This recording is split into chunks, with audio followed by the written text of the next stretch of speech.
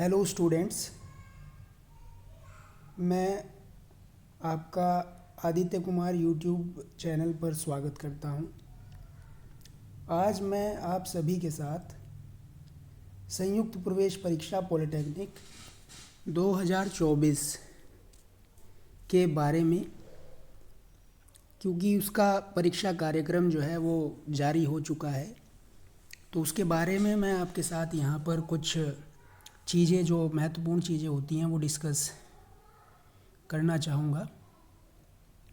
तो जैसा कि आप सभी को पता है, प्राविधिक शिक्षा विभाग उत्तर प्रदेश पॉलिटेक्निक कॉलेजों में अलग अलग कोर्सेज़ के लिए संयुक्त प्रवेश परीक्षा कराता है।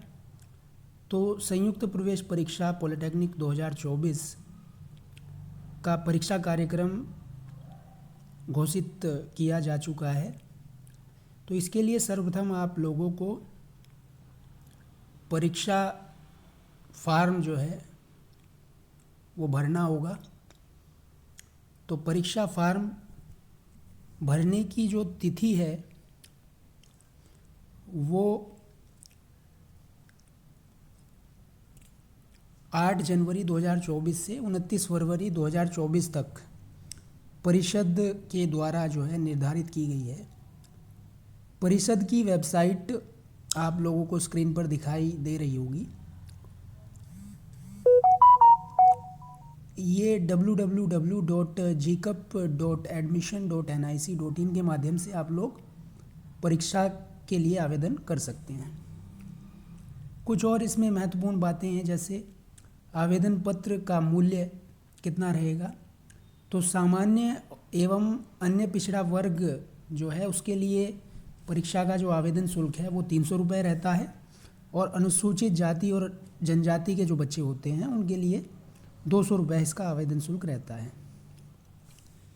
अब कौन बच्चे इसके लिए अप्लाई कर सकते हैं, उसको समझने के लिए आपको सबसे पहले समझना होगा कि इसमें कौन कौन से पाठ्यक्रम ग्रुप शामिल होते हैं।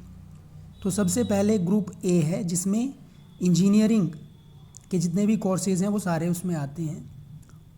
इसके बाद ग्रुप ई है, जिसमें फार्मेसी जो है उसके फार्मेसी का कोर्स आता है। उसके बाद ग्रुप बी, सी, डी, एफ, जी, एच, आई, एल और ग्रुप K1 से K8 तक, ये इसमें जो है ग्रुप्स डिवाइड किए गए हैं अलग अलग। तो ये जितने भी ग्रुप्स हैं इन सभी के लिए कंप्यूटर आधारित परीक्षा होती है, जिसकी तिथि जो है वो 16 मार्च से 22 मार्च तक निर्धारित की गई है।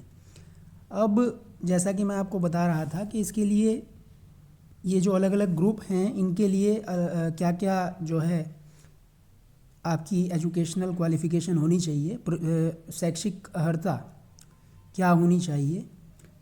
तो उसमें यहाँ दिया गया है 3 वर्षीय डिप्लोमा पाठ्यक्रम हेतु हाई स्कूल तथा अन्य विभिन्न पाठ्यक्रमों हेतु इंटरमीडिएट अथवा स्नातक इसकी शैक्षिक अर्हता होती है। तो जो अभ्यर्थी इस वर्ष हाई स्कूल की परीक्षा में सम्मिलित हो रहे हैं वे ग्रुप ए की परीक्षा हेतु आवेदन कर सकते हैं। तो इसमें एक बात समझने की ये है कि जो बच्चे इस बार 10वीं की परीक्षा दे रहे हैं वो भी ग्रुप ए में जो है इंजीनियरिंग के लिए जो ग्रुप ए है उसके लिए आवेदन कर सकते हैं। इसके अलावा 3 वर्षीय जो जितने भी डिप्लोमा पाठ्यक्रम हैं उनके लिए हाई स्कूल और अन्य जितने भी पाठ्यक्रम हैं उसके लिए इंटरमीडिएट या स्नातक की परीक्षा उत्तीर्ण करना अनिवार्य है। उसके बाद दूसरा इसमें पॉइंट दिया गया है 2 वर्षीय डिप्लोमा पाठ्यक्रम जो हैं उसके लिए इंटरमीडिएट या ITI या उसके अलावा जो अभ्यर्थी इस वर्ष इंटरमीडिएट अथवा ITI की परीक्षा में सम्मिलित हो रहे हैं वे भी ग्रुप K1 से लेकर K8 तक की जो परीक्षाएं हैं उसके लिए आवेदन कर सकते हैं। इसके अलावा जो ग्रुप ई है, फार्मेसी वाला जो ग्रुप है, उसमें 2 वर्षीय फार्मेसी डिप्लोमा पाठ्यक्रम हेतु इंटरमीडिएट साइंस की आवश्यकता होती है। जो अभ्यर्थी इस वर्ष इंटरमीडिएट परीक्षा भौतिकी और रसायन अनिवार्य के साथ साथ गणित, जीव विज्ञान जिसमें वनस्पति और जंतु विज्ञान भी सम्मिलित है, विषयों में उत्तीर्ण हो, वे ग्रुप ई की परीक्षा हेतु आवेदन कर सकते हैं। तो जो बच्चे इंटरमीडिएट की परीक्षा उत्तीर्ण कर लेंगे वो ग्रुप ई की परीक्षा हेतु आवेदन कर सकते हैं। इसके अलावा 1 वर्षीय पीजी पोस्ट ग्रेजुएट डिप्लोमा पाठ्यक्रम हेतु स्नातक की परीक्षा जो पास कर चुके हैं या इस वर्ष अंतिम वर्ष की परीक्षा देंगे, वो भी ग्रुप जी के माध्यम से इसमें अप्लाई कर सकते हैं। इसके अलावा अन्य राज्य के अभ्यर्थी प्रदेश में संचालित विभिन्न डिप्लोमा पाठ्यक्रमों में प्रवेश हेतु आवेदन कर सकते हैं। तो ये कुछ इसकी जानकारियाँ थी जो मैं आप लोगों के साथ साझा करना चाहता था। अब आप इसके लिए अप्लाई कर सकते हैं। तो इसके लिए अप्लाई करने की जो तिथि निर्धारित की गई है वो मैं पहले आपको बता चुका हूँ।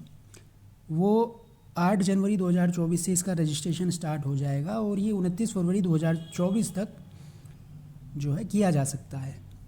इसके लिए जो वेबसाइट है वो मैं बता चुका हूँ आप लोगों को। इसके लिए वेबसाइट है www.gcup.admission.nic.in। फ़ीस के बारे में मैं आपको बता चुका हूँ। तो सबसे पहले आप लोगों को इसके लिए पंजीकरण करना होगा। पंजीकरण करने के बाद में आपकी जो परीक्षा है, जिस भी कोर्स में, जिस भी ग्रुप में आपने अप्लाई किया होगा, रजिस्ट्रेशन किया होगा, वो 16 मार्च से 22 मार्च तक के बीच जो हैं वो होंगी। उम्मीद करता हूँ कि मेरे द्वारा दी गई जानकारी आपके लिए मददगार साबित होगी। धन्यवाद।